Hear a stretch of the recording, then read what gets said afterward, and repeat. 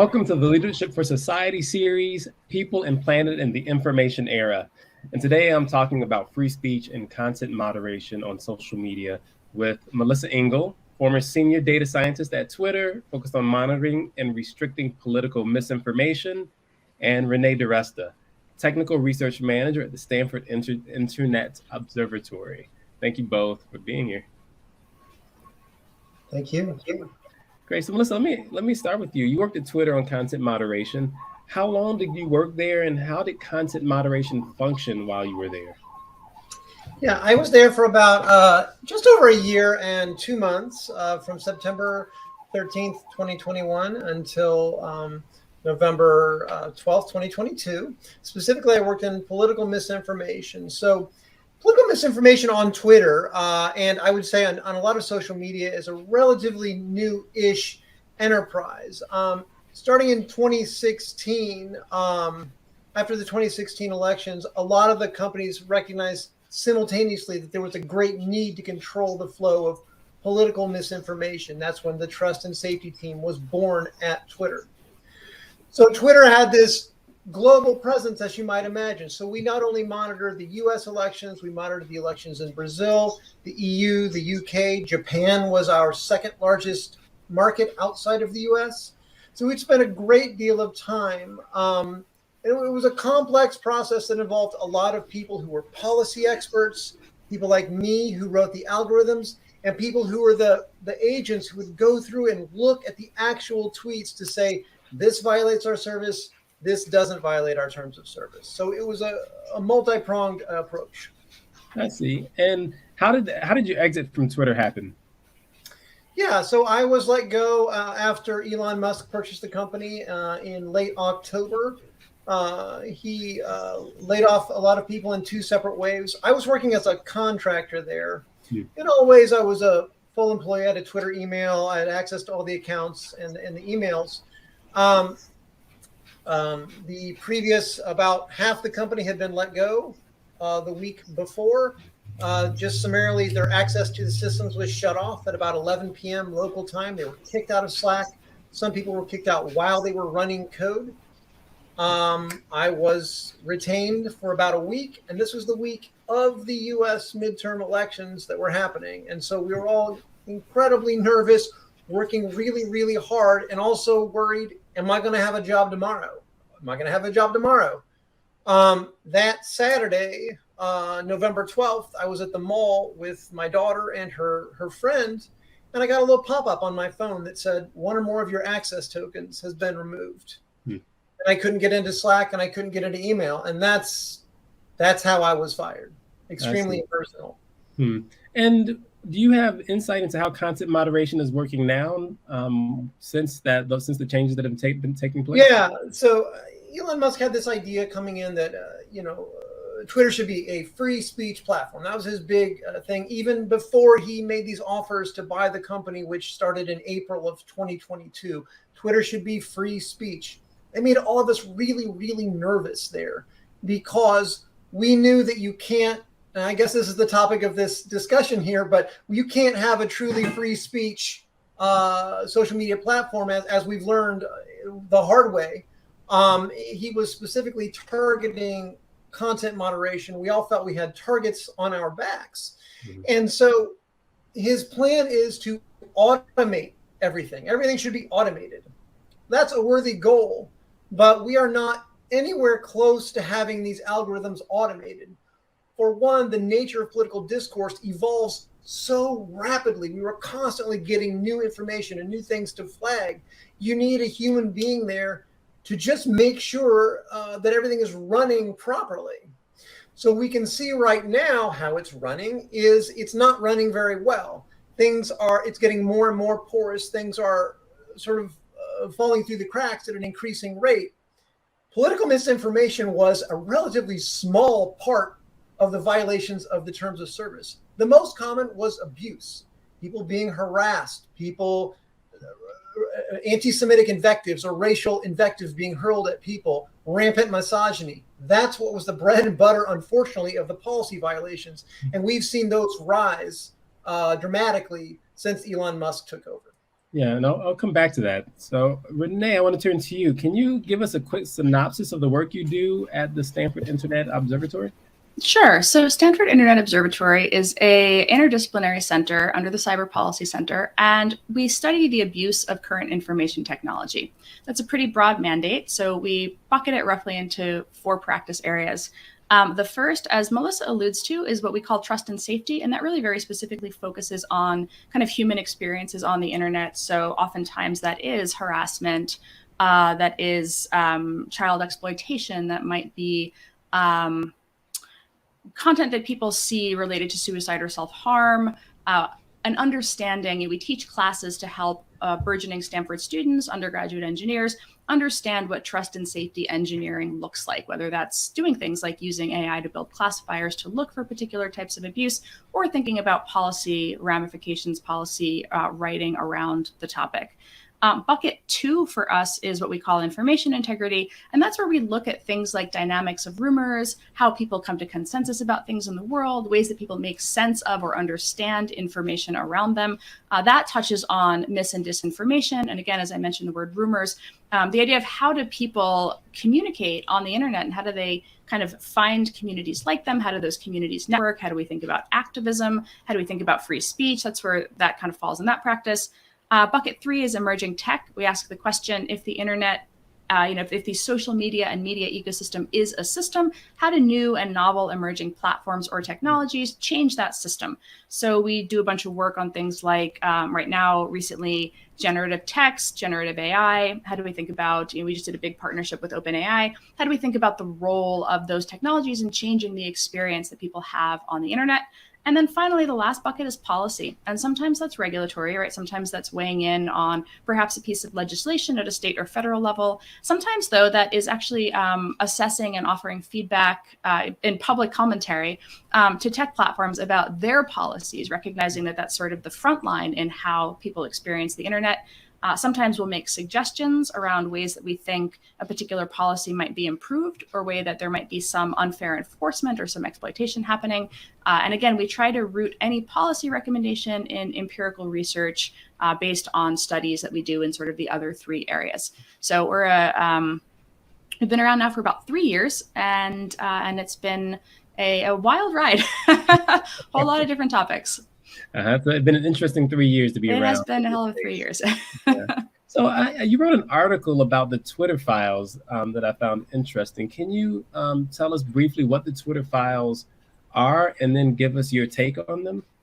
Yeah. So as I mentioned, as outside researchers, we don't have very much visibility into the inner workings of platforms. Sometimes we do engage in partnerships with platforms. Like, we were one of the early members of what Twitter called the Twitter Moderation Research Consortium. So we helped evaluate, for example, state actor activity on the platform, where sometimes that state actor was the United States, right? The Pentagon running influence operations using Twitter's platform, or Facebook's, or any others. The Twitter files have been an effort following the transfer of ownership to Mr. Musk. A series of different journalists have come on. They've been invited to submit questions about topics of interest to them.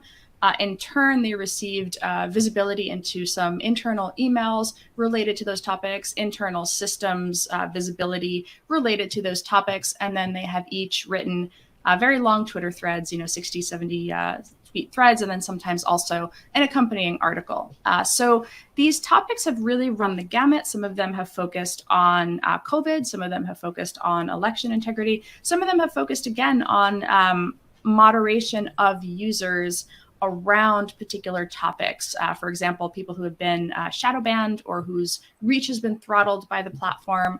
And my kind of article about this was saying, this is very interesting to me, and I think probably to many people in my position who study from the outside and don't have that visibility into what's happening internally.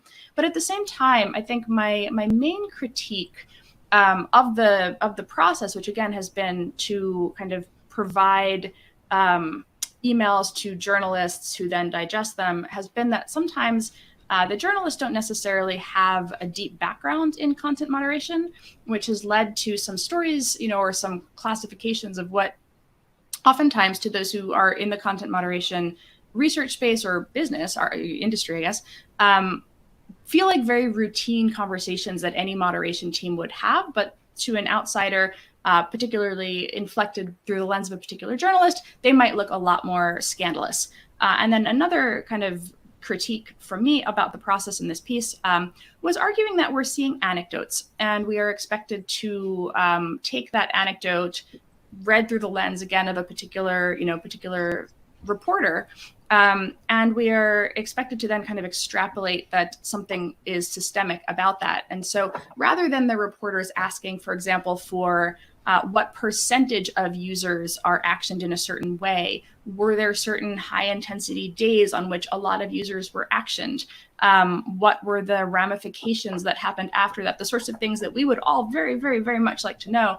Instead, we're just getting a kind of a little glimpse, a little tease of the, some of the bigger dynamics of content moderation. And so my piece was a bit of a critique saying, it's not a nothing burger. There's some interesting stuff in there. And I think that this process could be done in a way that, really emphasizes, I think, the need for transparency, but at a much richer level than kind of anecdotal tweet threads by a handful of media figures. Got it. And Melissa, you were there when some of the things that came out in the Twitter files were happening, I assume. So, what's your take on the Twitter files? What do you think about how it's been managed in the stories that have come out? Yeah, I just want to pick up on what Renee is saying. Absolutely. I think these are really, really interesting and important to talk about the transparency of the decision-making process. Something that's really apparent, especially in the first ones about election integrity, banning Donald Trump from the platform, or banning mentions of the Hunter Biden laptop story. It's really, you can see how people agonize about these decisions, the back and forth, the people really, really making these tough decisions. And as Renee says, some of them are very, very routine. That's just how people talk about information, and presented in this context, they can look scandalous. So I'm all for transparency, but it's interesting that the Twitter files, in a sense, they do show that information, but also they are corporate propaganda with the express permission of Musk saying, look, new Twitter is good. Look how bad old Twitter is. And I think we need to understand the context in which he himself wants to release them. He's trying to frame himself as the hero. And so I think we need to keep that in mind as we kind of think about all of these releases.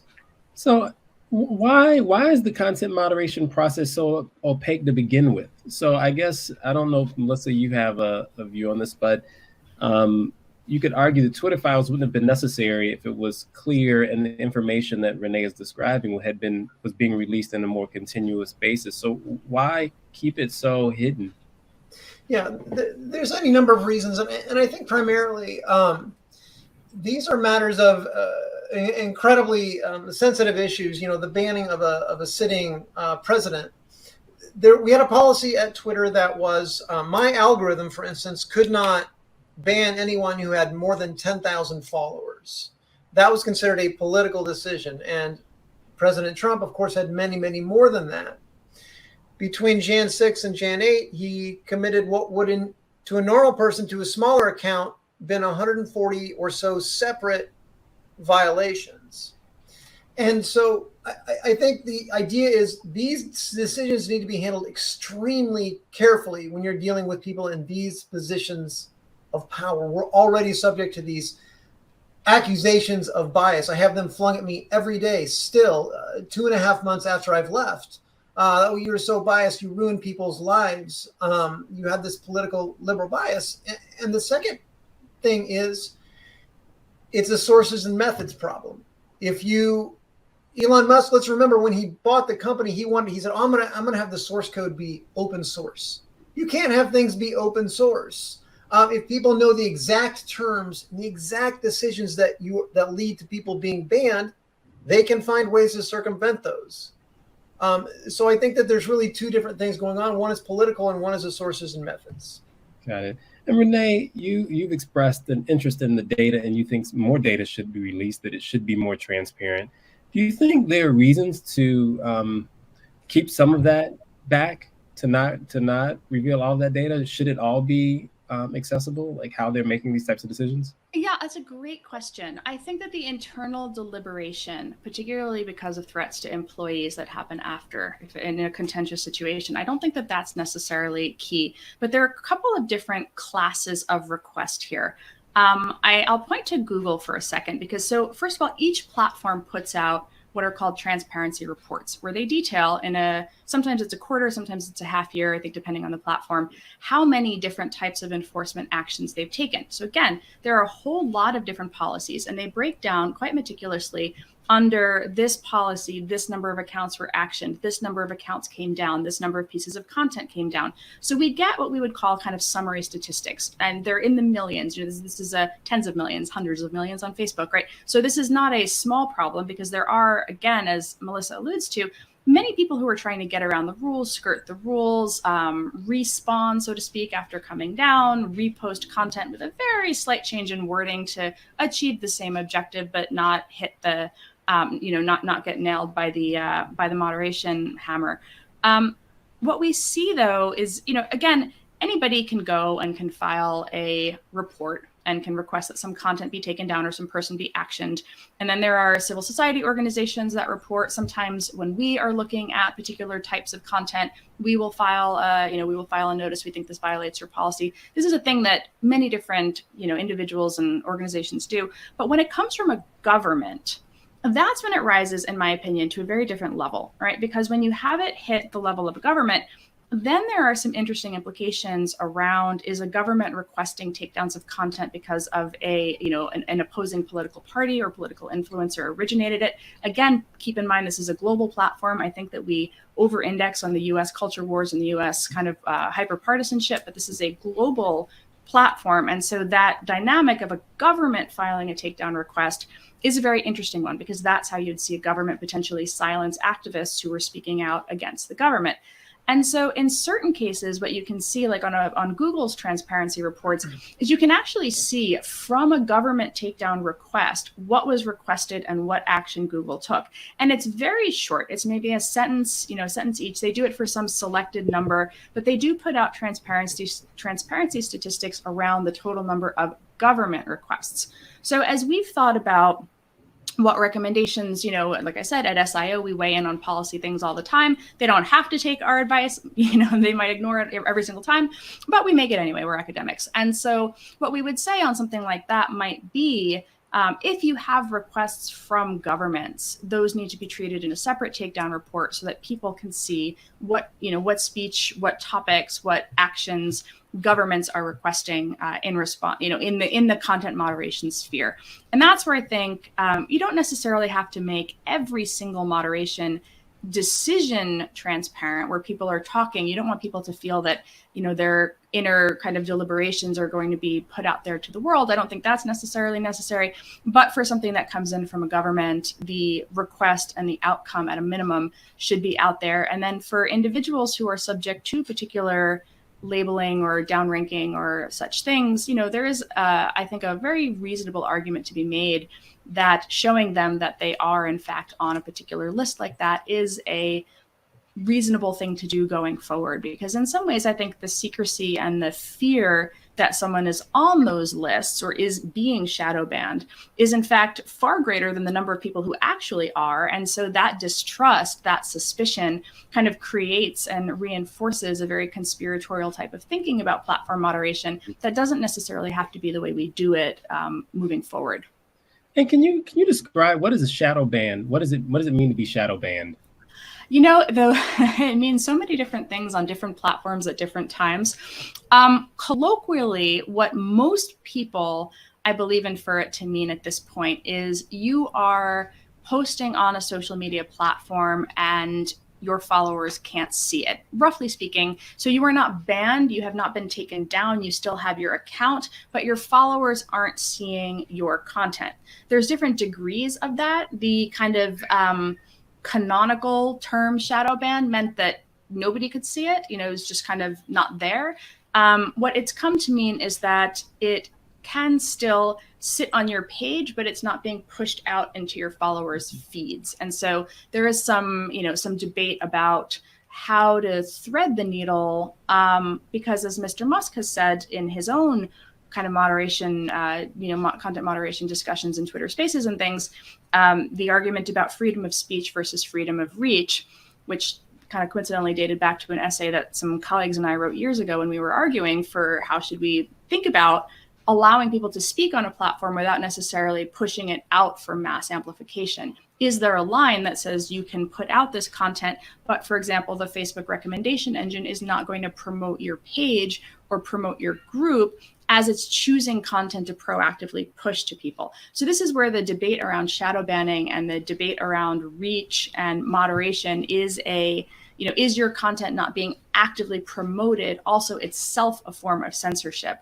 depending on where you sit, I think, on the political spectrum, or maybe it's not political. It seems to be based on my anecdotal observation of the conversation, but that's where the kind of nuances of shadow banning have played a role in this conversation. Yeah, that's really interesting. I want to come back to the shadow banning, but first, Melissa, I want to ask you what you think about a conversation I had last time. So I spoke with Congressman Ken Buck last time, and he's written a book, and it asserts that there's a liberal bent to speech censorship online, such that conservatives are more commonly and unfairly censored than liberals, or conservative views. What's your take on this? In 2021 at Twitter, when I was there, independent researchers conducted research in Twitter usage across 7 different countries, including the US, the UK, Germany, Canada. I'm forgetting the other 3. And what they in fact found is that conservative voices were being amplified. The point is the conservative voices are doing the loudest, raising the alarm. They're doing the loudest complaining about being censored. But in fact, it's not true. Tech companies are bending over backwards to avoid censoring right-wing speech because they are the most likely to cry foul. They're terrified of upsetting politicians who are conservative and their large conservative user bases. But in fact, their voices are being amplified. And so as we think about shadow banning, deplatforming, doing content moderation, like trying to figure out where the line is, how do we decide where that line is? Because I assume both of you are in favor of free speech, which means accepting speech that might be uncomfortable or upsetting to people. So when do we decide that something has crossed the line? So Renee, you gave one example of thinking very carefully about the kind of behaviors that states, or nations engage in. But when we think about individuals, where do we draw the line? Who decides what's misinformation and what's extreme, what's problematic enough to be taken down or have someone deplatformed for? Yeah, it's a great question. I think there's a couple things there. First, on the misinformation front, I think that term's had a lot of scope creep. And one of the things that, it kind of dated back to 2016, you started to see concerns about fake news. Fake news was actually completely separate from the Russia conversation. It got very much kind of munged together as a result of, the Russia conversation beginning in 2017. But in 2016, you were starting to see things like Facebook, you might remember, had actually a trending topics list. And it was kind of over off on the right-hand side of the screen. They would sort of sort by category, and you could see what was trending on the platform for each category. And a bunch of highly incentivized spammers in Macedonia, among other places, began to realize that they could actually make quite a lot of money writing sensational stories, making them trend, using inauthentic activity to do that, and then getting people to click over to their website where they would monetize them with ads. So there's always been kind of an economic motivation in addition to power and attention motivations. These are what drives a lot of the stuff. And a lot of the we need to moderate misinformation conversation came about partly as a result of concern about fake news, particularly as it took on, as American society became more and more polarized, that content became more and more polarized as well, again, reflecting and exacerbating the kind of movement in the American political zeitgeist. And so you started to see Pope endorses Donald Trump, Megyn Kelly fired from Fox News. And Facebook tried actually to solve this problem with content moderation, leading to allegations that they were unfairly censoring conservative news sites, because a lot of the garbage content sites that were producing these kinds of headlines were targeting conservative audiences, leading to an allegation that they were censoring conservative speech. What Facebook wound up doing, ultimately, they killed the entire feature rather than continuing to deal with trending topics. They first went to a algorithms only, kind of no human oversight, no human moderators at all. And then really crazy stuff started to trend and they killed the feature. And so this was a kind of an interesting example. That was one thing that was happening in 2016.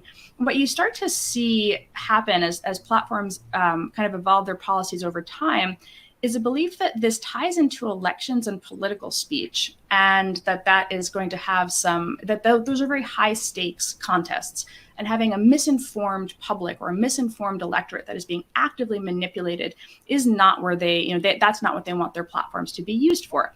And of course, starting in 2017, they're repeatedly hauled in front of Congress to account for everything from Russians to fake news to misinformation.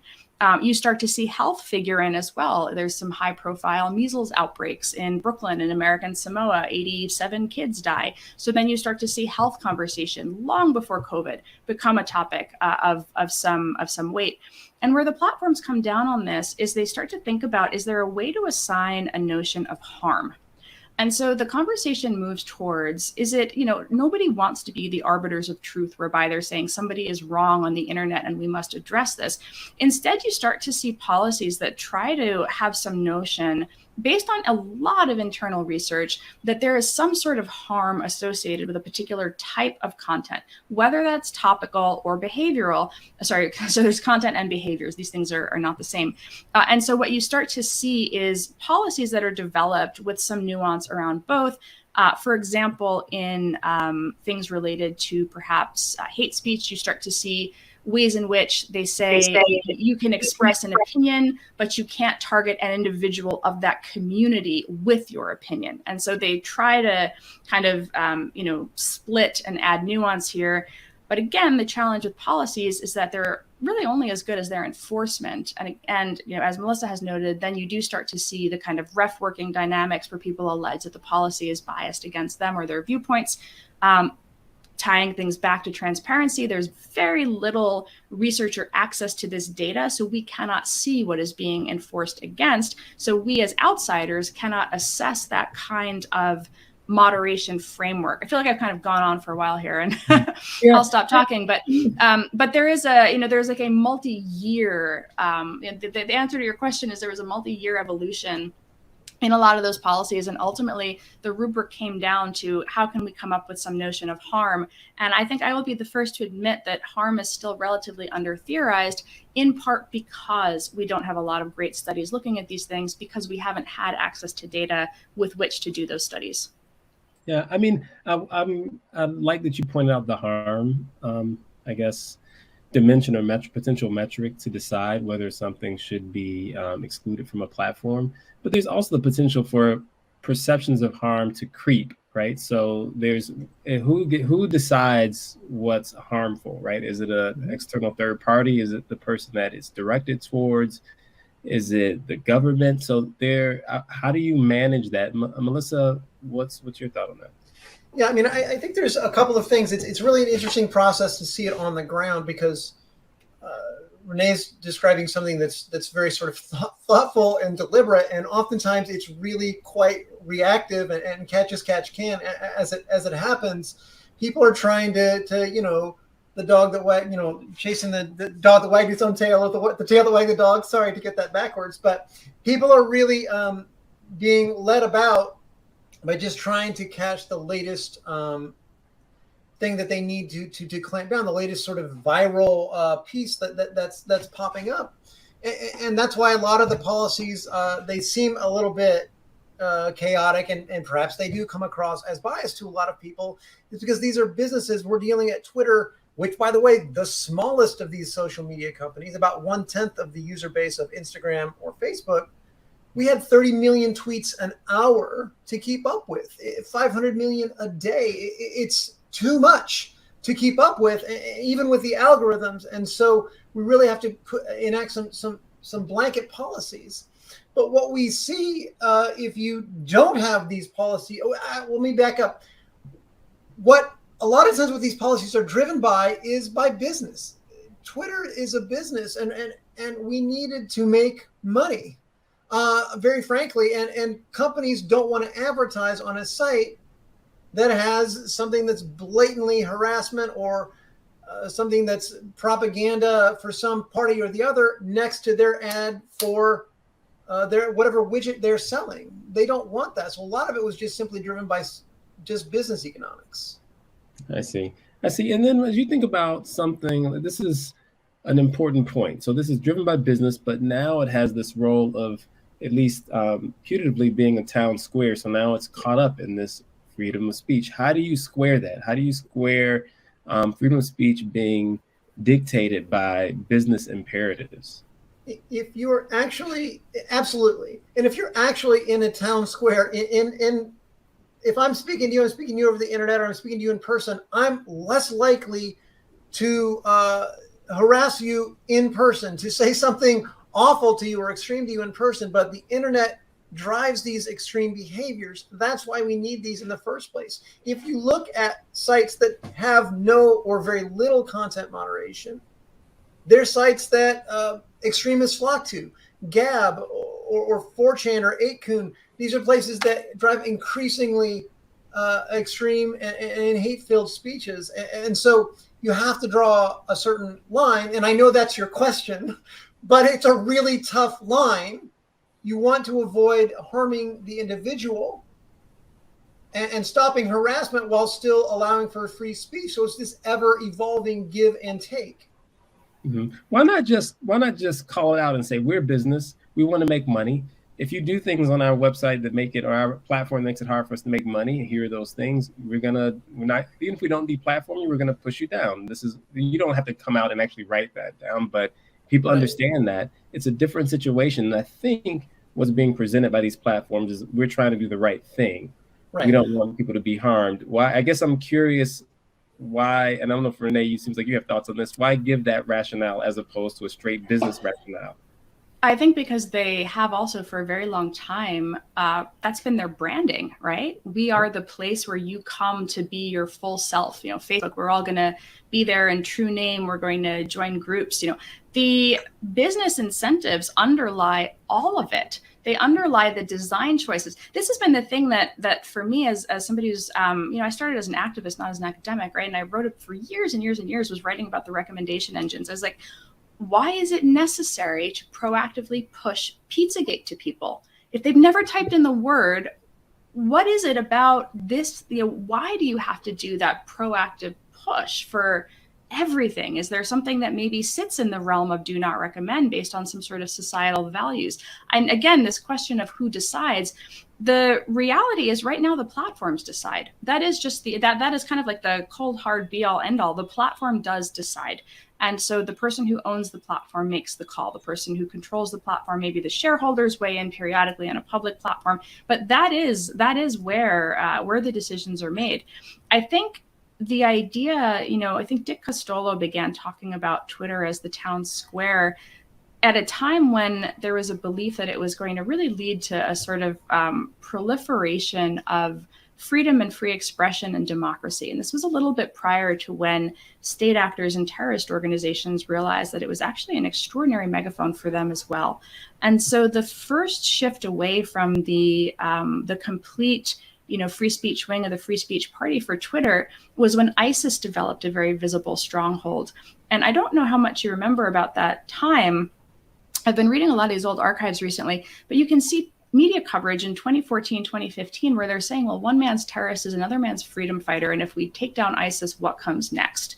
And this is an attitude that I think really lost lost the public, particularly around the time of like the Bataclan massacre and moments when people began to realize that what happened online didn't stay online, and that nudges that were constantly pushing content to people. At the time, if you opened your phone and you followed one ISIS linked account, the phone, the app would push you 3 or 4 more. This is what I mean about the push as opposed to the pull. And the reason for that design decision, the reason for that algorithm that pushed you more jihadis, was that if you were interested in this one thing and it gave you 4 more, well, then it had just created more incentive for you to spend time on Twitter and not to go to YouTube and not to go to Facebook. Because even though the platforms function as a system and content moves fairly freely across all of them, the way that they push you an ad is that you have to be on the platform. So serving up things that were not even sensational, it's oftentimes described as sensationalism. That's certainly a component, particularly for things like trending topics, but just for building the network that follows you or that you follow, building the network that surrounds you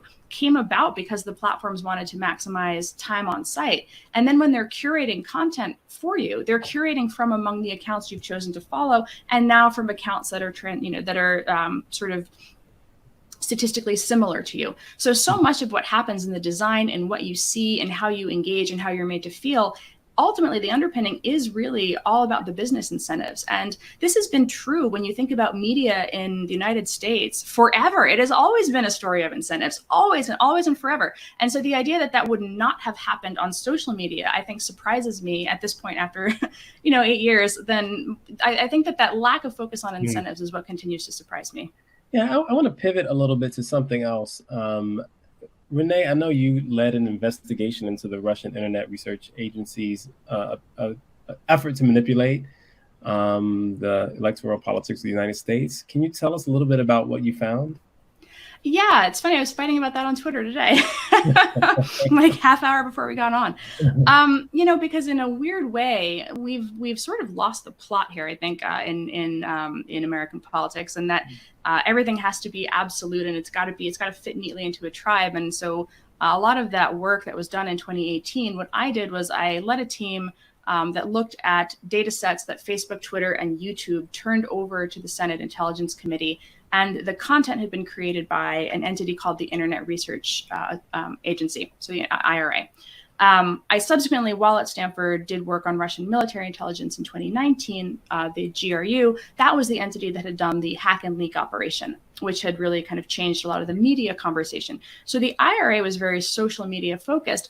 And what we observed, it's really been recast recently as an election interference exercise.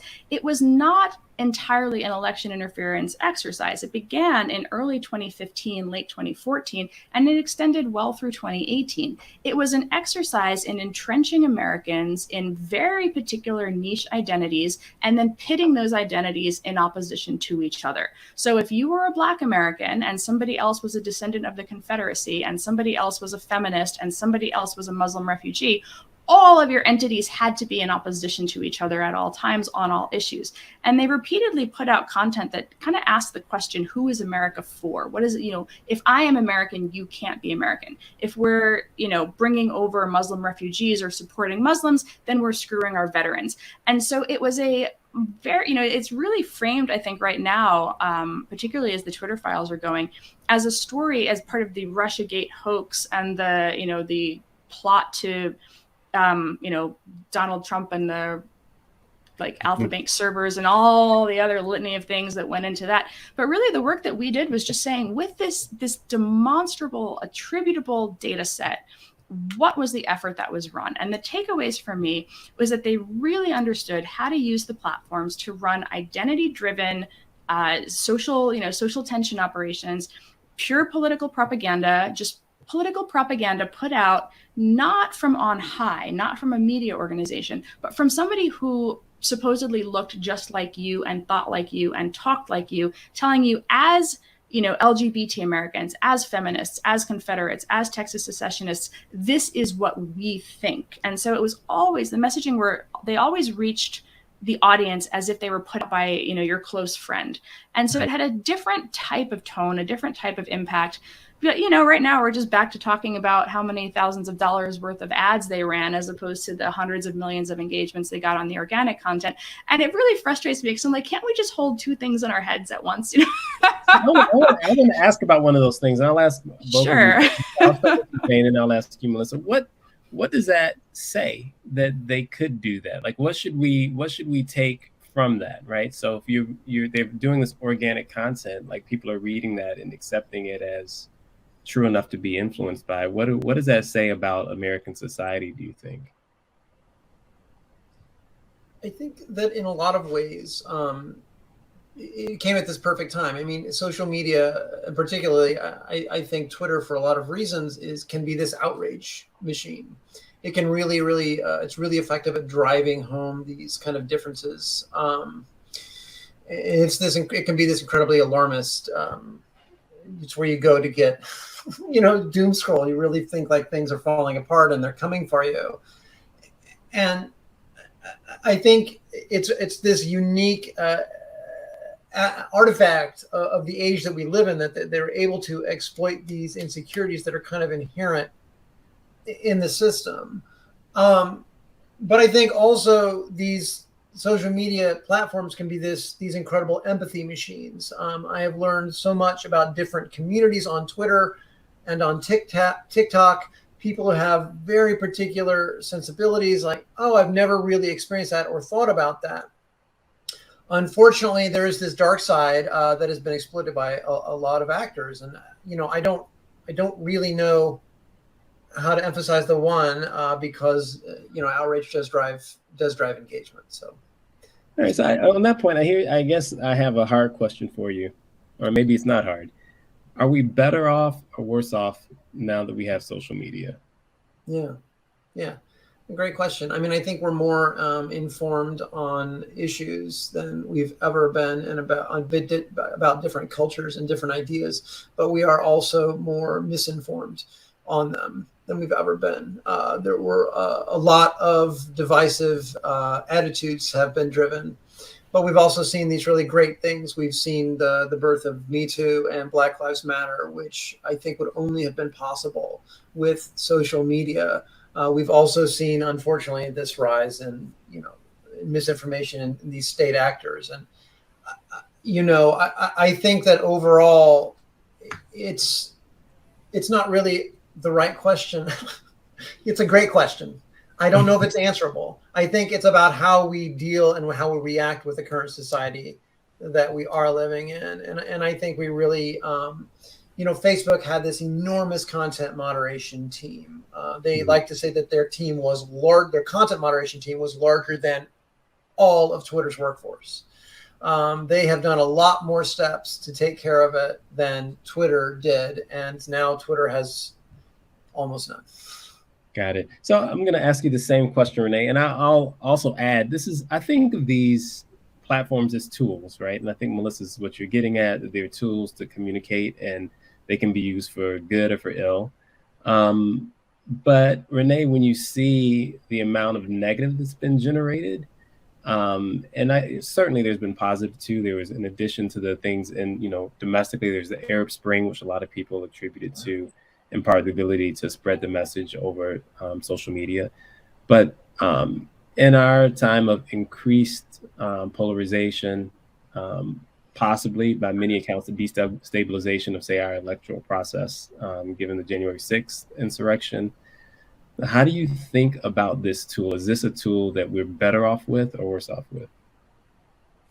It's a great question. I've been doing a lot of reading in kind of other polarized periods in American history, and how do we think about the role of media then? And what you see in every kind of major technological shift in communications is you see a period of adaptation, right? Something changes, the way that people communicate changes. There's a proliferation of things that we wouldn't necessarily think of as great, proliferation of rumors, of lies, of disinformation, misinformation, whatever you want to call it. And then there's gradually an adaptation. And unfortunately, sometimes that adaptation happens after a period of some violence, some things that we would perhaps prefer to skip over. But I've been spending a lot of time on the kind kind of post-Reformation pamphleteering wars, and the idea that anybody could say what they wanted and could pass things from person to person in the pub. And what you start to see happen is actually the rise of journalism that results from that, as you see a desire for better information, first actually from the business community and others who recognize a value in truth or value in facts, but that takes some time to kind of happen. And then, you have these other moments in history where demagogues. Can I ask you about that moment, though? Let me ask you about sure. that moment.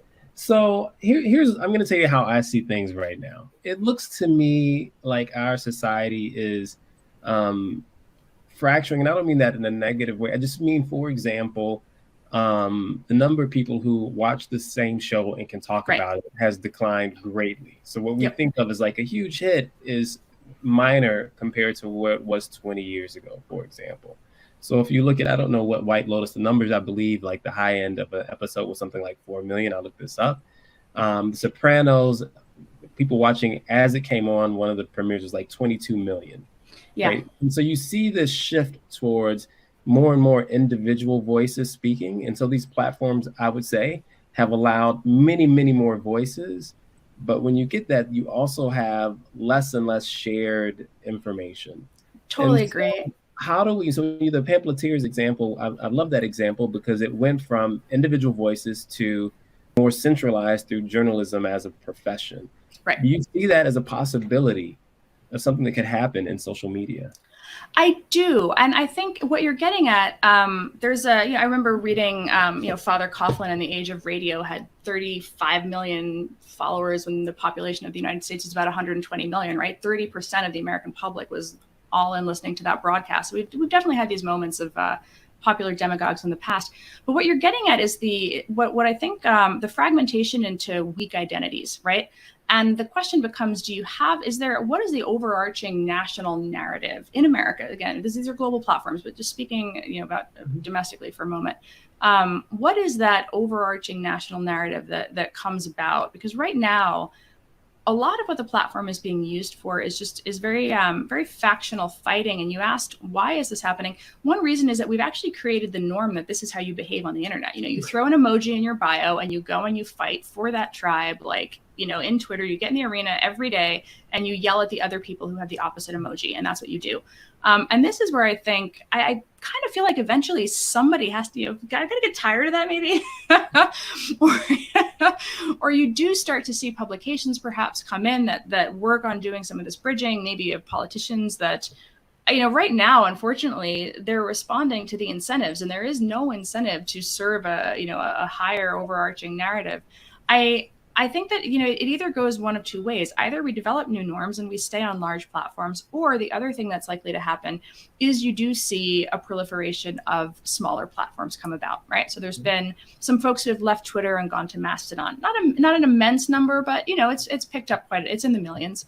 And so my hope is that we don't all just retreat to these, bespoke realities and fractured spaces, but that there is still some place where people come together, because that is in fact necessary to have, a functioning pluralistic society. And so a lot of this comes down to, do users get fed up with the platforms, and does something else emerge perhaps to take their place, as it did in that kind of consolidation and professionalization of journalism as a new means for conducting, for conveying information to the public? Is there something that comes about whereby you get a significant number of people who choose to participate in a platform that has, I wouldn't say different speech rules, but different speech norms? And, Reddit has actually been, for me, a place where I found a lot of that, right? Where the norms are set by the community, and choosing to participate in the community, I am around people of divergent beliefs who are in a space to talk about a common interest and have agreed to that moderation regime kind of upon entry into the community. And I think that devolution down into community with some transparency provides us with, perhaps the best possible path forward in enabling us all to stay on shared platforms. Got it. And I have two more questions for both of you, but you can answer them unless you can answer both at the same time. Okay. And as you look into the future and you think about social media, what are your hopes and what are your fears? Yeah, I mean, I genuinely hope that all the platforms develop a more comprehensive and fair and equitable and transparent moderation policy. Moderation is essential. We all need it. But I think that what was missing at old Twitter was the transparency piece. I also think it's missing at new Twitter. It's a very carefully controlled flow of information. So I think that, you know, the social media here is here to stay, whether it fractures into a million pieces or whether it consolidates. So my hope is that this current growing pains of everybody being online and fighting with each other, that we figure that out. And my fear is that it devolves into 100 different telegrams, which is a social media site where people planned the Jan 6 riot or insurrection, whatever you want to call it, because bad things do in fact happen on these platforms. But I hope that once we are sort of able to figure out this common set of rules, the society that we operate in, that the factionalism and divisiveness goes down, and we can sort of learn to work with each other a little bit. Got it. And Renée, how about you? What are your hopes for the future and what are your fears? You know, I think fears would be that everybody does go off and devolve into their, you know, their separate little universes. This is in part because I think that society exists because of a need to have collective action. And so somewhere that trust and that capacity for collective action has to happen. And, you know, it's certainly not happening quite the way that it used to. And so if we're all going to be spending our time online, I think we do need to find, I think we need to evolve a new set of norms at this point. And I think that norm setting does require an acknowledgement that content moderation is necessary in some capacity. Maybe it looks different on different platforms, but I do think that it's key. And I think most people's expressed preferences do indicate, or revealed preferences, I should say, do indicate that they want to be somewhere that's not, you know, that's not 8kun. I think, yeah, I go back and forth. I kind of like waffle on the optimism front. I think right now there's just such a problem of unaccountable private power, right? No transparency, no visibility, and the rules are set very opaquely up at the top. And I don't think that that's necessarily where we want to be. And so I'm really encouraged by people like Ethan Zuckerman or Eli Pariser who are asking the question, you know, what does a public interest internet look like? What does an actual public square model look like? And, you know, the various folks who are trying to build new startups to say, okay, maybe instead of slapping bandages on the old stuff, we can see some new innovation finally. Great. Well, thank you both. I really appreciate your time. Thank you. Thank you. Our next conversation will take place February 13th at 6:30 Pacific, and we'll explore democracy and governance in the digital age.